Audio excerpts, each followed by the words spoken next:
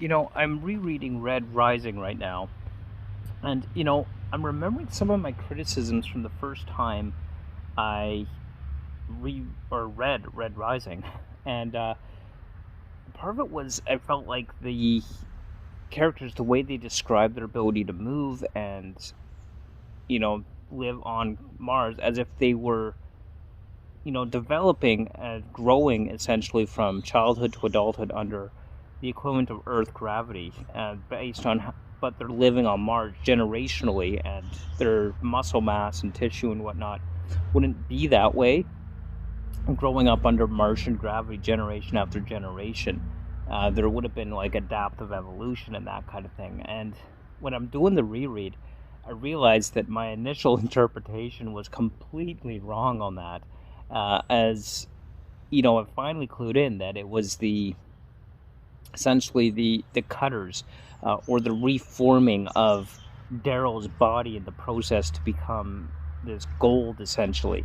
Um, is part of the process that made him the way that he was, and it's actually the genetic engineering and the intentional directed way in which these people develop, that enables them to have that ability to have that super strong muscle density, super strong mass, and overall strength that goes beyond what it normally would be, like the Reds typically are. And it just, for some reason, I remember reading the first time, it just didn't clue into that. And I don't know why, because it's so obvious now on the reread, and it's probably something I should have picked up on initially. And it's just crazy. So yeah, I mean there you have it. There's something I'm picking up. It's kind of fun when you're doing a reread, and how things, you pick up on things and you just clue into things that now seem so obvious, and it was probably obvious to a lot of people, but not to me for some dumb reason. Anyway, I was just thinking that as I was going through my reread, and I'll probably pick up on other stuff as I go along. Red Rising, it's a great set of books from start to finish. I'm thinking I'm not going to do a re-review on each book as I go through this. I'm probably just going to maybe do a video on the whole Red Rising series as a whole once I get my full reread done. But that's kind of what I was thinking there. I have to say, going back and rereading some of this stuff with the whole Red Rising and the whole school in Valley Marineris is actually some pretty cool stuff. I know you can see like the hockey game reflection in my glasses, because I'm actually watching the hockey game while I'm recording this little vlog.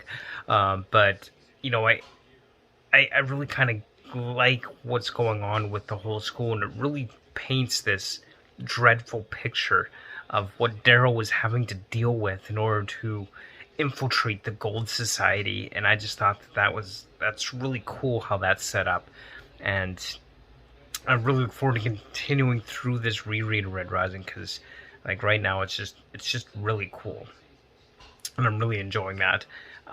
Yeah, it's fun. So yeah, thanks for joining me on this reread journey. Thank you to you for watching, patrons.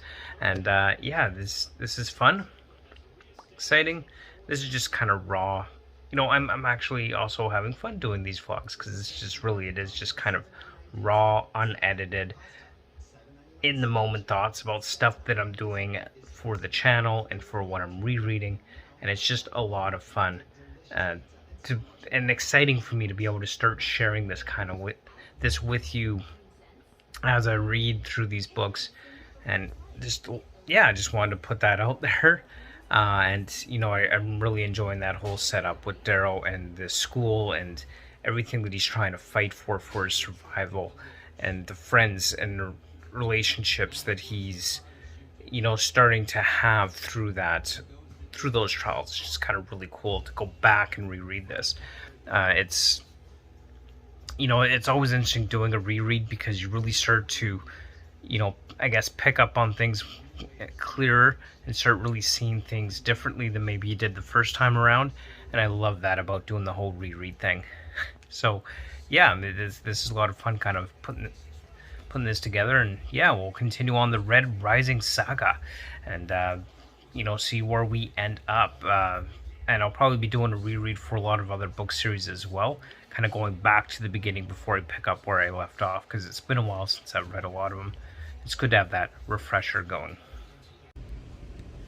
You know, the front of this book says, Enter Katniss and now Darrow. Then, as I'm reading this book, comes across this little part of it that says, so, this kid is what? A predestined Alexander, a Caesar, a Genghis Khan, a Wigan? Now, I've never heard of any historical military leader named Wigan, and considering Ender is referenced here, I can't help but wonder if that's a reference to Ender's Game and Pierce Brown is a fan of Ender Wigan as a subtle reference. It's the only explanation I could think of, because there is no historical military leader called Wigan, at least not that I could find in any real-world sense. So I can't help but wonder if that is Pierce Brown's way of paying homage to Ender Wigan from Ender's Game. It can't think of any other reason. Well, good morning. I just came downstairs from upstairs. It is the 24th of May. Normally I come down and I'd actually just start doing some reading now that I got most of what I wanted done as far as filming this weekend goes. But today, I figured I'm probably not going to finish the next book in the Expanse before the end of the month anyway. So I'm just coming down and I'm doing some filming. So I thought I'd share a little bit of the behind the scenes, I guess. And share a little bit of a vlog of filming this morning. So, you know, here you go. I'll probably get started on the Expanse tomorrow, and then I'm filming the wrap up today for the month. And yeah, we'll see where we go from there. And yeah, Joe, have fun with this little bit of behind the scenes type version.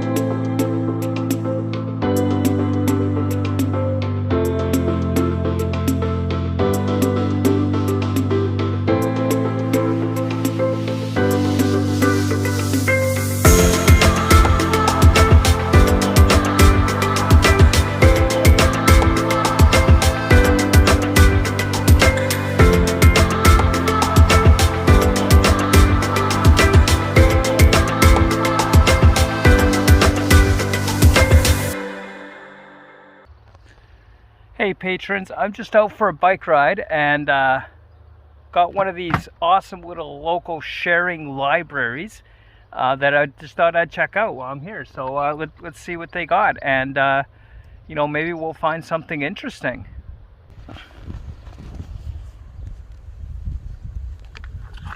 All right, what do we got here? Anything interesting? Not a lot is really catching my attention here. Some of these books, just as you can see, are not in all that great condition. Resurrection File. Looks like kind of one of those legal law thriller books.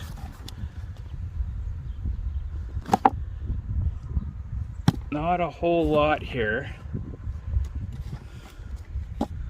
Huh, Book of Negroes, Lawrence Hill. That looks like it might be interesting.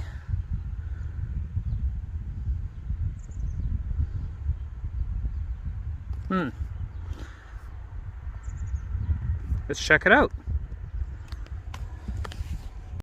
Let's see here, Book of Negroes. Looks like it's a story about the slave trade, and the one story of one particular girl who was taken from Africa and I guess made her way to the plantations of America. This sounds like a fascinating, potentially very interesting read. I think I'm going to check it out.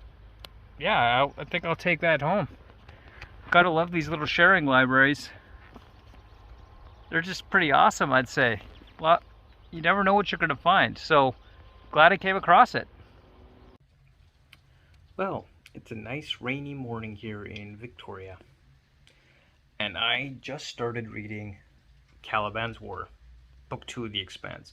Honestly, it's about time. I had been filming the last couple of days, doing a lot of editing and such, and it felt like it'd been too long, actually. I know it'd only been a couple of days, but it definitely felt like it had been like a week since I'd got some good morning reading in. But obviously that wasn't the case. But the filming, the editing, but hey, that means I got videos planned out here for the next, month or so, and got some ideas brewing in my mind for upcoming videos. I want to talk a little bit about, adaptations, ones I love, ones I didn't love. Just thinking about maybe doing some kind of, book to screen adaptation tier ranking. There are just so many different adaptations to look at. Lots coming up that I'm looking forward to. So I was thinking of maybe possibly putting a video together with adaptations I'm looking forward to. Maybe one about books that I'd like to see adapted to film, things like that. So I've got some ideas brewing in my mind about what I'd like to see come to screen. And then as for Taliban's War, I have to say that scene on Ganymede with Bobby and that alien monster that slaughtered all those soldiers, it was just intense and pretty awesome to boot. Really enjoyed that. I mean, if you've read the books, if you've read The Expanse or been following the series on Amazon, then you know exactly what I'm talking about. And yeah, it's good stuff. Good stuff so far. I don't mind when an author kind of puts in a new language, dialect, or way of speaking for some of their characters of a particular ethnic background in their books. It can certainly make it interesting, but sometimes the way they write this in, the way they talk about it, this is specifically with The Expanse, with the belter mode of talking, sometimes the way it's written could kind of disconnect a little bit from what's being said. It kind of makes the statements confusing. I'm not really sure what it's actually trying to say, and kind of have to stop and kind of figure out what do they mean by that. And that's just kind of one of the drawbacks, I guess, or one of the critiques that I have with The Expanse. I mean, overall, The Expanse books are awesome, and I am loving them, absolutely. But having this way of speaking, which kind of, this accent and the way of speaking with some of the belters could be a bit confusing or nonsensical, I guess. I mean, we hear it in the show as well, and it's kind of annoying in the show as well, to be honest. But I see that it's also kind of written into the books. So just kind of my thoughts on that. I have to say, storming of Olympus and taking that fortress was just awesome. Love how Darrow did that. Just amazing. And how he described gods suddenly recognizing that they're in fact mortal was just awesome. I have to say, that bit of this book just might be my favorite of Red Rising, at least for the first book. I guess we'll see as I continue on through the series. Stuff is getting crazy in this book. I mean, between the disappearance of May and this Dr. Prax guy, the proto-molecule taking over Ganymede. I think it's Ganymede. Anyway, things are just getting absolutely crazy. And of course, this alien monster that attacked the soldiers, and all how firefight ensued, and just crazy, crazy stuff. Sergeant Draper's career being over for reporting the truth from what she saw, and just, man, everything is just getting intense. I am loving this series. It's just, wow. I'm so glad I picked this up. Well, it's May 29th, and I'm starting up book 2 in my reread of Red Rising, Golden Sun. So, we'll see how this goes. Thoroughly enjoyed reread of the first book. Happy I'm doing the reread. This is a great series. And I'm really looking forward to getting through all the books, because I haven't read the last one yet. I think I mentioned that earlier in the vlog. Don't remember. Anyway, starting up Golden Sun today, so we'll see how it goes. Certainly enjoyed my reread of the first one. Looking forward to getting this started. You know, I have to say, the relationship between Holden and Naomi is certainly an interesting dynamic within this whole story of the Expanse, where Naomi doesn't like the way that Holden has changed since he took up the job with the OPA, and his tendency to go towards his gun before peaceful negotiations seem to be different, and a change she doesn't like. And Holden, of course, has to go through this, I guess, emotional change and turmoil in his own mind as he struggles to earn back the respect of of the people he cares about. And it's just, I love the way that plays out within this story in this book thus far. And the whole storyline with May, like the little girl that's kidnapped, and all tied in with this proto-molecule and the crazy stuff going down on Ganymede and elsewhere. And of course the politics driving everything on Earth and Mars and everything in between. It's just, I'm just loving the way this is playing out. This is just an awesome series, and I'm loving every aspect of it. You know, I'm sitting here reading Caliban's War, and I get the war part, but I'm still trying to figure out who or what Caliban is. I mean, I don't even think the name or term Caliban has been mentioned in the book so far. Could be wrong, I'm over halfway through, maybe I missed it, I don't know, but I definitely get the war part, but I still don't know who Caliban is, or what Caliban is. Maybe I'll find out by the end of the book. But you'll have to wait till next month's vlog to find out if I find out, because this is the end of this vlog. Well, thanks for watching, and hope you enjoyed. See you next month.